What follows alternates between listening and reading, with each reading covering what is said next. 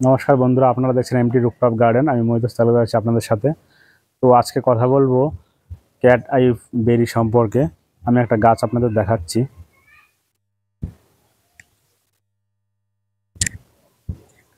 আমাদের যে গাছটি দেখতে পাচ্ছেন, এটি হলো ক্যাট আই বেরি বা সিজিগাম। যে কোনো নামে এটাকে ডাকা যায়, সিজিগাম অথবা ক্যাট আই বেরি। তো এই গাছটি সম্পর্কে কথা বলবো। আমার হাতে যে গাছটি দেখতে পাচ্ছেন, একটি 6 ইঞ্চি প্লাস্টিকের টবে বসানো আছে গাছটি। এই 6 ইঞ্চি প্লাস্টিকের টবে গাছটি দেখুন কত সুন্দর গ্রো করছে এবং গাছটিতে কিন্তু ফল এসছে।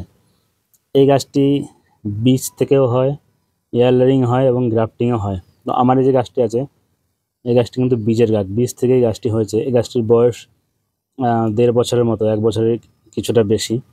তো তাতেই দেখুন গাছটির কত সুন্দর ফল এসেছে, সিজিগাম বা ক্যাট আই বেরি।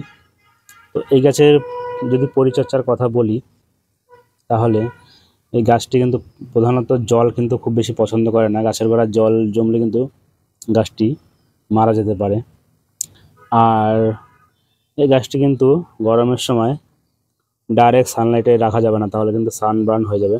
গাছের পাতাগুলো আছে সেগুলো রোদে পুড়ে যাবে। আর এর গাছে যদি ফল ফুল যদি ঝরে যায়, ফল যদি না হয়, তাহলে ফল ধরানোর জন্য আমরা যেটা ব্যবহার করতে পারি সেটা হলো অ্যাপেল সিডার ভিনিগার।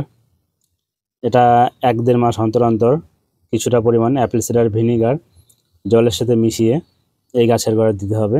আর বর্ষাকালে গাছটিকে এমন জায়গায় রাখতে হবে যাতে খুব বৃষ্টির যে জল সেইটা সরাসরি গাছের মাটিতে না পড়ে। যদি সবসময় গাছের মাটি ভেজা থাকে, গাছের গোড়া টবের মাটি, তাহলে কিন্তু সেক্ষেত্রে গাছটি মারা যেতে পারে, নষ্ট হয়ে যেতে পারে।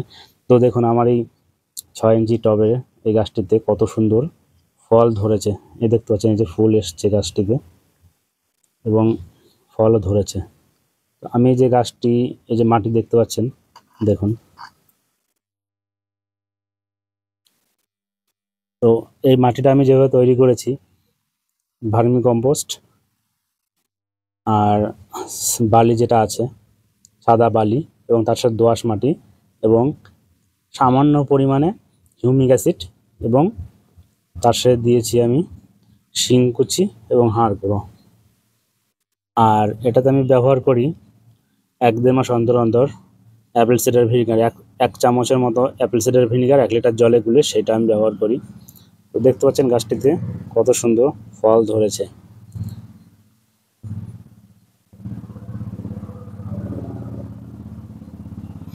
বীজ থেকে এর চারা হয় এবং বীজ থেকে চারা হলে তাতে ফল নিতে গেলে আপনাকে 1-1.5 বছর অপেক্ষা করতে হবে।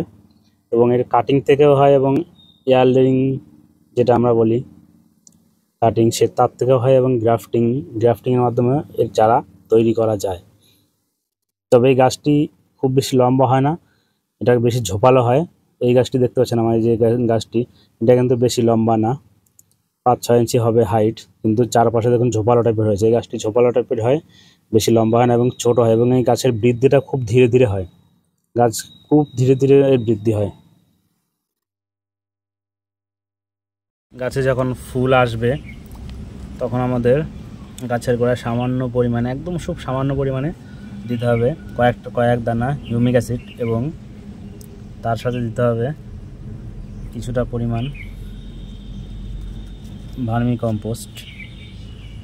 আর স্প্রে করার জন্য আমরা করতে পারি যে কোনো ফাঙ্গিসাইড অথবা নিম অয়েল, অথবা আমরা দিতে পারি রসুন ভিজিয়ে তার যে জলটা আছে সেটা আমরা স্প্রে করতে পারি। এতে কী হবে, এই বিশেষ করে এই ক্যাট আই বেরির জন্য এটা খুবই উপকারী গাছে ফল ধরানোর জন্য।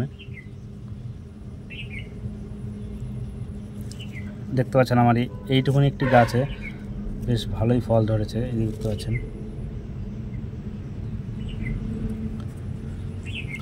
তো বন্ধুরা, আজকের ভিডিওতে এই পর্যন্তই। যদি আপনাদের কোনো প্রশ্ন থাকে তাহলে কমেন্ট করে অবশ্যই জানাবেন।